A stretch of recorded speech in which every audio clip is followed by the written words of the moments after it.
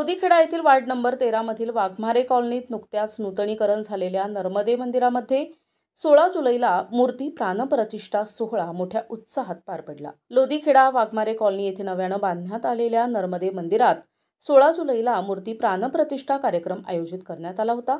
या पवित्र कार्यक्रमाची सुरुवात सकाळी 9 वाजता महाभिषेकाने झाली। त्यानंतर सायंकाळी 5 वाजता पुन्हा महाभिषेक आणि प्राणप्रतिष्ठा विधी संपन्न झाले। सायंकाळी 6 वाजता महाआरती करण्यात आली आणि त्यानंतर लगेच महाप्रसाद वितरणाचा कार्यक्रम पार पडला। हा संपूर्ण सोहळा मोठ्या आनंदात आणि भक्तिमय वातावरणात यशस्वीरित्या संपन्न झाला। भाविकांनी मोठ्या संख्येने उपस्थित राहून या कार्यक्रमाची शोभा वाढवली। प्रतिनिधी मंगेश उराडे, NTV न्यूज मराठी, नागपूर।